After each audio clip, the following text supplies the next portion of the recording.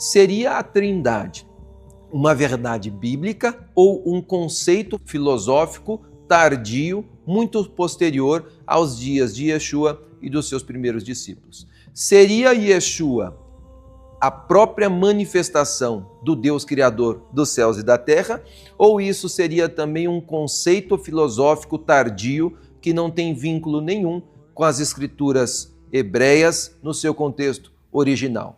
Seria Yeshua um simples homem normal e natural, ungido e revestido de poder e autoridade, ou seria Yeshua uma divindade que aqui veio através da encarnação ou do nascimento, através do ventre de Miriam ou de Maria? São então esses questionamentos que eu levanto no início desse vídeo e nós vamos tentar responder não com a minha opinião, não com conceitos filosóficos ou teológicos, mas apenas lendo os textos bíblicos dentro do seu contexto original, o contexto judaico, dentro ali da cultura judaica.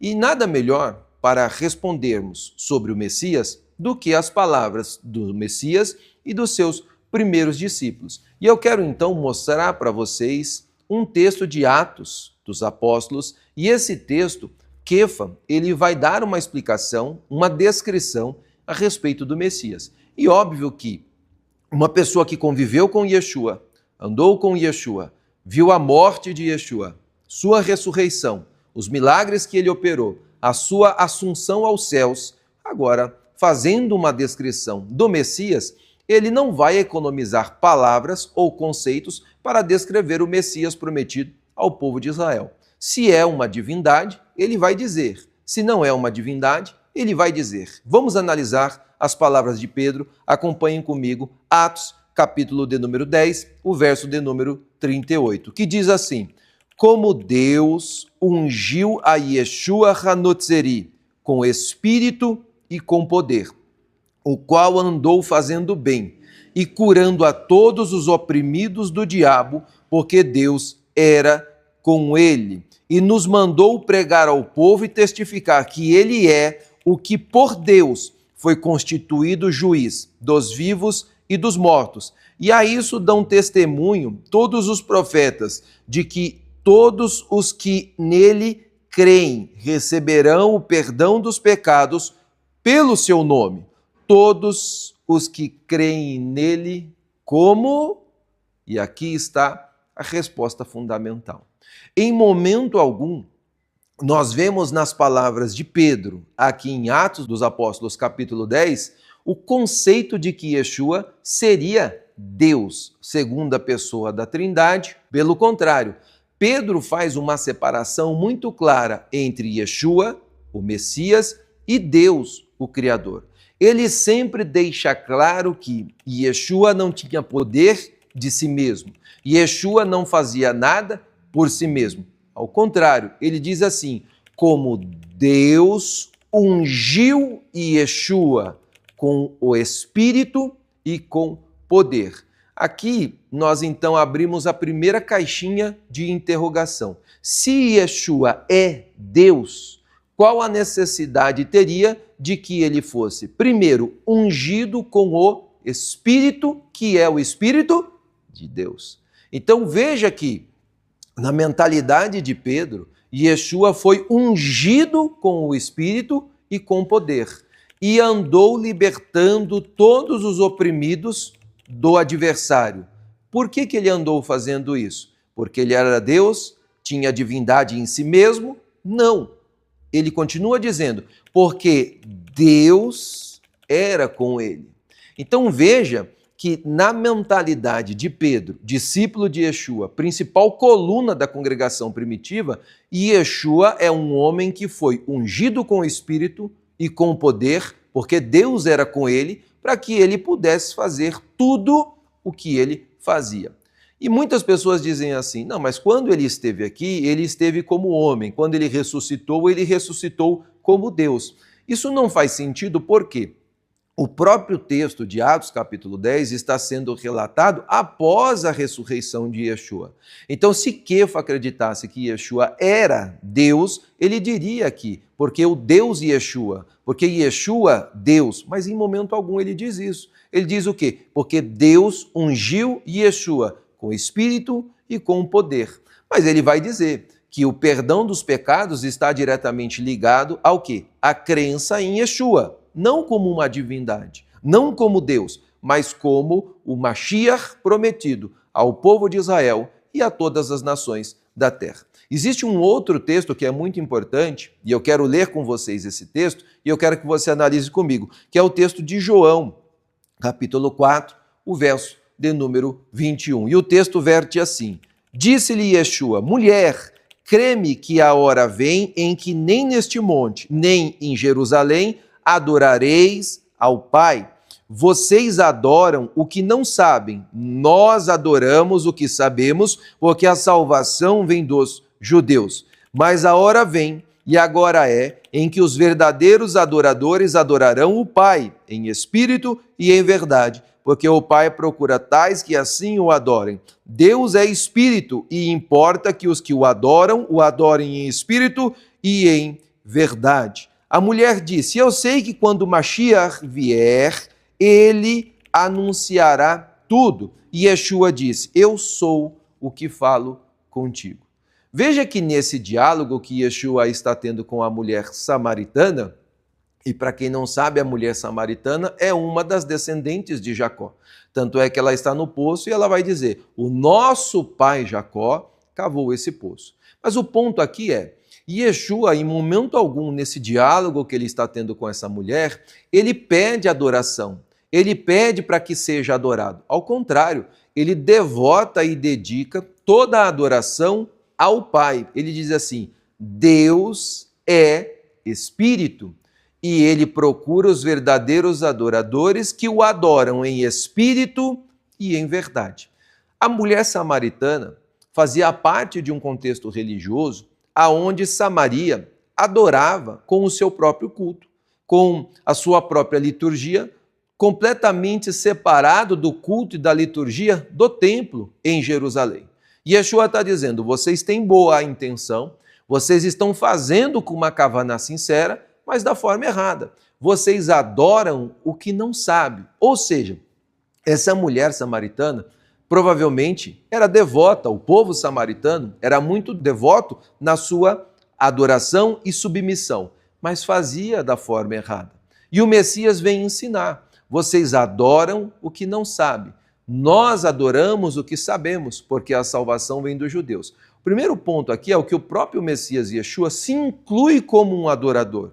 Ele é um servo obediente do Deus Criador dos céus e da terra. Ele é um adorador verdadeiro do Deus Criador dos céus e da terra. E é isso que está muito claro nesse texto. E ela diz assim, mas quando o Messias vier, ele vai nos ensinar todas as coisas. Ele diz, eu sou o que falo contigo. Eu sou quem? O Messias. E eu já estou te ensinando a verdade sobre adoração. Adorareis ao Pai.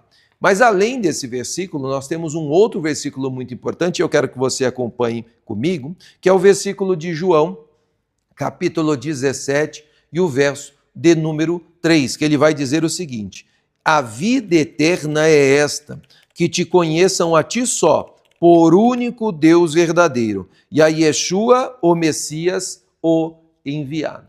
Você entende que Yeshua aqui, ele está fazendo uma separação perfeita de papéis e pessoas entre ele e o Pai? Ele vai dizer assim, a vida eterna consiste nisso. Essa é a vida eterna. Que conheçam a ti só, por único Deus verdadeiro, e a Yeshua, o ungido, que foi enviado. Yeshua, em momento algum, está dizendo aqui que a vida eterna depende de um conceito filosófico como trindade ou unicismo, ou que o Messias precisa ser Deus encarnado. Óbvio que na mentalidade do Messias, ele entende, sabe, obviamente, que Deus é incorpóreo, ele é ilimitado. E, obviamente, ele, o Messias, entende que é o enviado ungido desse Deus incorpóreo e ilimitado. E entenda que a vida eterna não depende de crer que Yeshua ou o Messias é Deus encarnado. A vida eterna depende de acreditar que existe um só Deus e que Yeshua é o Messias que nos foi enviado. Mas não somente esses textos, existem outros textos que eu quero acompanhar com vocês, e o próximo texto que nós vamos ler agora é Mateus capítulo 4, o verso de número 8, e é muito importante esse texto, por quê? Porque ele vai falar de um momento onde o Hassatã, o adversário, vai transportar Yeshua e vai falar algo com Yeshua, preste atenção nesse diálogo. O verso diz assim: novamente o transportou o diabo a um monte muito alto e mostrou-lhe todos os reinos do mundo e a glória deles. E disse: tudo isto eu te darei se prostrado me adorares. Então Yeshua disse: vai-te, Satanás, porque está escrito: a Hashem teu Deus adorarás e só a ele servirás. Você analisa, se partimos do pressuposto que a Trindade fosse uma verdade bíblica, não é, ficaria muito estranho a leitura desse texto. Então, o adversário está testando a divindade para que a divindade adore o adversário e receba os reinos da terra. Óbvio que esse contexto não faria sentido nenhum se Yeshua fosse a segunda pessoa da Trindade ou o Deus Filho, como foi formulado pelo catolicismo e cristianismo romano. Obviamente que Yeshua aqui é um homem, sendo homem, não é? Hassatã vai tentá-lo nos desejos humanos, ou seja, domínio sobre todos os reinos da terra, desde que ele seja submisso a Hassatã. É essa a proposta. Mas o que Yeshua vai responder? Vai-te daqui, Satanás, porque está escrito: somente a Deus adorarás e somente a ele você vai dar o culto. Isso é uma citação de 2 textos da Torá. Veja que Yeshua está dizendo que a adoração e o culto somente a quem? Ao Criador dos céus e da terra. Nenhum mediador recebe culto, nenhum intermediário recebe culto, nenhum anjo recebe culto, nenhum mensageiro recebe culto, nem o Messias recebe culto. Culto somente a Deus, o Criador dos céus e da terra.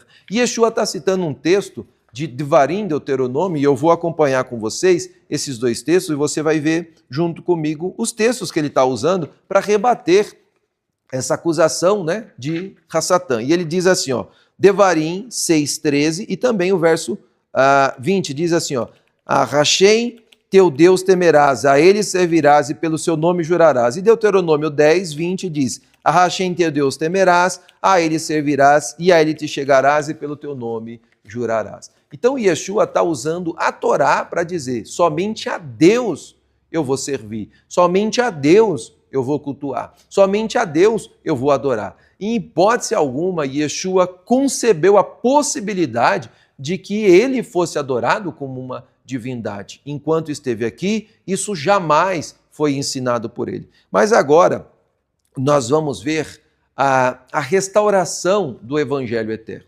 Eu tenho certeza que a maior parte de vocês que foi alcançado pelo Evangelho. Mas esse Evangelho que alcançou as pessoas é um Evangelho que foi corrompido e deturpado pela religião romana. E no tempo do fim, esse evangelho vai ser restaurado. E é isso que nós vemos aqui no livro do Apocalipse. Acompanhem comigo. Apocalipse 14, o verso 6, que diz assim: E eu vi outro anjo voar pelo meio do céu, e ele tinha o evangelho eterno para proclamar aos que habitam sobre a terra, e a toda nação, e a toda tribo, a toda língua e a todo povo, dizendo com grande voz: temam a Deus e deem glória, porque é vindo a hora do seu juízo. Adorem aquele que fez a terra, o mar e a fonte das águas. Veja que a restauração do verdadeiro evangelho se dá através da restauração da verdadeira adoração. E esse evangelho eterno restaurado faz com que todos os homens voltem a adorar aquele que fez os céus, a terra e a fonte das águas, ou seja, o Deus único, criador dos céus e da terra. Mas também existe um texto de Apocalipse onde deixa muito claro que quando um mensageiro é muito próximo da divindade, esse mensageiro pode ser confundido com a própria divindade. Isso é comum de acontecer. não é? Nós vemos exemplos na Bíblia e, no caso João, ele vai equivocadamente se prostrar diante de um anjo e dar adoração a esse anjo. E ele vai ser repreendido pelo anjo. Veja o texto de Apocalipse 22, verso 8. Eu, João, sou aquele que vi estas coisas, e havendo-as ouvido e visto, prostrei-me aos pés do anjo que as mostrava para o adorar. E ele disse, olha, não faça tal, porque eu sou conservo teu e dos teus irmãos, os profetas, dos que guardam as palavras deste livro. Adore a Deus. Veja que esse anjo, que mostrou toda essa revelação para Yohanan, para João, ele estava tão próximo da divindade, ele era tão glorioso, tão grandioso, que em um lapso de momento João confundiu o anjo como se fosse a própria divindade, se prostrou para adorar. E o anjo disse, olha, não faças tal, adore somente a Deus. Veja que um verdadeiro servo de Deus, seja anjo ou seja o Messias, não recebe adoração. Ao contrário, ele dedica, ele devota essa adoração ao único Deus, Criador dos céus e da terra. Também é importante que, talvez você diga assim, mas quem teve a revelação de que Yeshua era Deus não foi Pedro, não foi João, foi Paulo. Entenda que as palavras de Paulo são palavras de difícil compreensão. E o próprio Pedro escreveu em uma das suas epístolas que muitos estavam, já naquele tempo, distorcendo as palavras de Paulo para a própria perdição. Então vamos ver como Paulo, Shaul Hachalia, ou o missionário Paulo, entendia Deus e o Messias. Entendia como sendo uma mesma pessoa? Entendia como sendo parte de uma divindade composta? Ou ele entendia que o Messias era o Messias e que Deus era o único soberano e Deus do Messias e Pai do Messias? Vamos ler esses textos? Primeiro texto é 2 Coríntios, capítulo 1, verso 2, onde ele diz assim, graça a vós da parte de Deus, o nosso Pai, e da do Senhor Yeshua, o Messias. Bendito seja o Deus e Pai do nosso Senhor Yeshua, o Messias, o Pai das misericórdias e o Deus de toda consolação. Você entendeu aqui? Ele está dizendo assim, ó, graça e paz da parte do Deus e Pai do nosso Senhor Yeshua, o Messias. Você entendeu que Yeshua tem um Deus, Yeshua tem um Pai, e Shaul Hachalia está dizendo, graça e paz da parte do Deus e Pai do nosso Messias, Yeshua. Ou seja, ele em momento algum faz de Yeshua uma divindade, ou segunda pessoa da divindade, ou o próprio Eterno encarnado. Até porque se o Eterno encarna, o Eterno é Pai do próprio Eterno, o Yud-Re com Vav-Re encarnou e ele é Pai dele mesmo, não faz sentido nenhum isso. Ok? Agora, vamos para um outro texto. Segundo aos Coríntios 11, 31, ele diz assim, o Deus e Pai de nosso Senhor Yeshua HaMashiach, que seja eternamente bendito, sabe que eu não minto. Olha só o que ele está dizendo. O Deus e Pai do nosso Senhor Yeshua, o Messias. Então veja que na mentalidade de Paulo, Yeshua tem um Deus, Yeshua tem o Pai, que é o Criador dos céus e da terra. Então nós vemos aqui, fica muito claro, que Yeshua tem um Pai e Yeshua tem um Deus. Vamos para mais um texto? O texto de João, capítulo 20, o verso 17, que diz assim, ó, disse-lhe Yeshua, não me detenhas, porque eu ainda não subi para o meu Pai, mas vá para os meus irmãos e diga-lhes, eu subo para o meu Pai e vosso Pai, para o meu Deus e vosso Deus. Você entendeu? Yeshua está dizendo assim para as mulheres após ressuscitar, eu ainda não me apresentei diante do meu Pai. Vá para os meus irmãos. Então ele chama a humanidade de irmãos. E diga que eu vou para o meu Pai, que também é vosso Pai. E eu vou para o meu Deus, que também é vosso Deus. Veja que Yeshua, em momento algum, está dizendo que é Deus, ou que ele é o Deus Filho, ou que ele é uma pessoa da divindade. Pelo contrário, ele está se colocando como irmão da humanidade. E aí algumas pessoas podem aparecer e dizer assim, mas filho de peixe é peixinho, então filho de Deus é deusinho. Isso não faz o menor sentido, porque nós somos também filhos de Deus e não somos deuses. Assim como Yeshua é filho de Deus e não é um Deus. Obviamente, dentro do contexto judaico, entende-se que o Messias ele é ungido, revestido de Elohut, mas não tem divindade em si mesmo. E aí, nós vamos ver que existe um texto no Mateus capítulo 27, o verso de número 46, que diz assim: perto da hora nona, exclamou Yeshua em alta voz, dizendo: Eli, Eli, lama sabachthani. Isto é, Deus meu, por que me desamparaste? Ora, se Yeshua fosse Deus, como as pessoas ensinam, como é que ele está chamando um Deus que o desamparou? Deus deixa de ser Deus? Isso é impossível.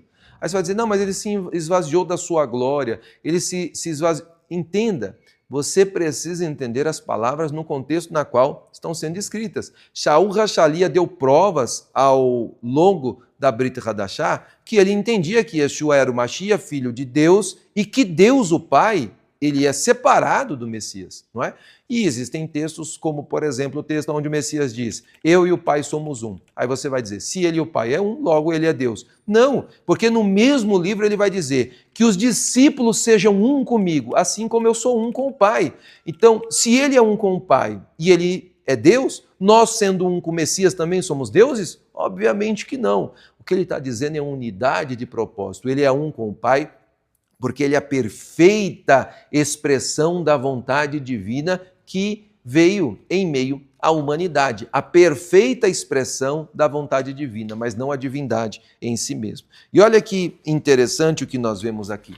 Nós vemos que é muito comum que um gentio, quando vê um judeu revestido de glória, ache que esse judeu é Deus. Isso não foi a primeira vez que aconteceu no caso de Yeshua. Nós vemos isso acontecendo em diversos momentos, como por exemplo Nabucodonosor, quando ele viu que Daniel deu a interpretação do sonho, que ele nem sequer contou qual era, quando Daniel conta, ele se prostra diante de Daniel e manda fazer sacrifícios de oblação para Daniel. É comum que um gentil idólatra faça isso, mas nós israelitas, que somos monoteístas, judeus messiânicos, em hipótese alguma, isso deve ser pensado ou concebido. Então, a verdade da restauração da Escritura Sagrada parte da restauração da Torá como válida, mas de quem é a pessoa bendita do Messias de Israel, Yeshua, o Messias ungido para ser Messias. Vamos ler também mais um texto interessante, que é Atos, capítulo 10, 25, que aconteceu que quando Pedro entrou na casa de Cornélio, Cornélio saiu para recebê-lo e se prostrou diante dele. Ele vai dizer, levanta, porque eu sou homem como você. Então, um romano, não é? Um babilônico, se prostrar diante de um homem judeu para servi-lo, adorá-lo, isso é comum. Por quê? Porque as nações pagãs, elas idolatram qualquer coisa. Idolatram o pau, idolatram a pedra, idolatram a prata, o ouro, a madeira. Agora, o judeu, ele é monoteísta. Ele não se dobra. Por isso que quando Nabucodonosor levantou a estátua de ouro, os 3 jovens judeus que ali estavam não se prostraram diante daquela estátua e por isso foram jogados na fornalha de fogo ardente. E na fornalha de fogo ardente foram livrados por um mensageiro que ali foi para que preservasse esses 3 jovens monoteístas que não se prostraram diante da estátua babilônica e obviamente que nos dias que vivemos, nós, assim como esses 3 jovens monoteístas, não nos prostraremos diante de nenhum sistema babilônico ou romano, ainda que venha transvestido de cristianismo, pegando a pessoa do Messias judeu, mas transformando numa divindade, coisa que a Escritura Sagrada, em hipótese alguma, aceita. Nós temos também alguns textos que são muito interessantes. E esses textos são utilizados para dizer que Yeshua, ele é Deus porque recebeu adoração. E esses textos são textos onde as pessoas vinham até Yeshua e se prostravam diante dele. E as pessoas pegam então esse texto e dizem, olha, veio e o adorou. E esse texto é Mateus 8, 2, Mateus 9, 18, Mateus 15, 25, Marcos 5, 6 e João 9, 38. Todos esses textos onde aparece a palavra adorou, na verdade está escrito prostrou-se. E prostrar-se diante de uma autoridade não é adoração. Nós vemos, por exemplo, vários exemplos na Bíblia onde homens se prostram diante de autoridade. Vou dar alguns exemplos para vocês. Quando Jacó está voltando e ele vem ao encontro de Esaf, seu irmão, ele se prostra 7 vezes com o rosto em terra. Eu pergunto, Jacó e Jacó, estava adorando Esav? Obviamente que não. Nós temos também texto onde Mefibosete, ele se prostra com o rosto em terra diante do rei Davi. Pergunto, ele estava adorando Davi como Deus? Obviamente que não. Então nós temos vários textos, como por exemplo os irmãos de José, quando foram no Egito comprar alimento, se prostram com o rosto em terra, várias vezes diante de José. Fazem isso porque José era um Deus ou uma divindade? Não. Fazem isso porque ele era um governante com autoridade. Então, o texto que eu comecei esse vídeo dizendo que depois de examinar esse texto, eu mudei a forma com a qual eu entendo o Messias, que é que a ele foi dado um nome acima de todos os nomes, para que ao nome de Yeshua se dobre todo o joelho e toda a língua confesse que ele é o Senhor, para a glória de Deus o Pai. Então, eu não tenho problema nenhum em me prostrar diante de Yeshua quando ele vier para reinar como Rei Mashiach. Mas isso não é adoração. Eu não estou dando a ele devoção de divindade. Pelo contrário, eu estou me submetendo a ele como autoridade divina constituída pelo Deus Criador. Ou seja, Deus deu autoridade divina ao Messias. Mas o Messias, obviamente, não possui divindade em si mesmo. Assim como Davi recebeu essa autoridade divina, mas não possui divindade em si mesmo. Davi foi ungido como rei. O Messias foi ungido como rei Messias, para reinar sobre Israel e sobre todas as nações da terra. Agora, é óbvio que a glória do Messias ela é superior à de qualquer outra criatura. Por isso que existe um texto em Hebreus que diz assim, e todos os anjos de Deus se prostrem diante dele. Não está adorem. O adorem é a tradução. O original, prostrem-se. E prostrar, e anjos ali também seriam mensageiros, que pode ser interpretado como anjos celestes ou como mensageiros enviados por Deus. Ou seja, Yeshua, ele é o maior de todos os mensageiros. Ele é o principal mensageiro de Akadosh Baruch Hu. Ele é o rei Mashiach que foi enviado para trazer redenção para todas as nações da terra. Veja que fica muito claro quando eu estudo os textos dentro do contexto original, entender quem é Deus, o Criador, e quem é o Messias ungido pelo Deus Criador. E aí você pode perguntar, e o Espírito Santo? O Espírito Santo não é uma divindade apartada do Criador dos céus e da terra. O Espírito Santo é a própria divindade, ele é o próprio Akadosh Baruch Hu, ele é o próprio Deus Criador. Então ele não é um segundo ou terceiro Deus, ele é uma extensão de Deus, a emanação de Deus, a vontade de Deus, o hálito de Deus. Espírito no hebraico quer dizer hálito. Então, quando eu estou falando aqui, a minha voz sai, o meu hálito reverbera, mas o hálito vem de mim. Esse hálito que vem de mim faz parte de mim, assim como o hálito de Deus, que é o seu Espírito, provém de Deus, não é? Então, fica muito claro. E Yeshua foi cheio, revestido desse hálito divino. Mas ele não é Deus por causa disso. Assim como Adão, quando criado, ele foi inalado com o hálito divino. O sopro divino entrou em Adão. E Adão não é Deus por causa disso. Nós respiramos o alento divino e nem por isso nós somos Deus em nós mesmos. Pelo contrário, somos homens criados à imagem e semelhança de Akadosh Baruch Hu. É óbvio que também, eu preciso deixar claro, que eu não estou dizendo para vocês que Yeshua é um homem comum como eu e vocês. Ele é um homem dotado, obviamente, da plenitude da divindade.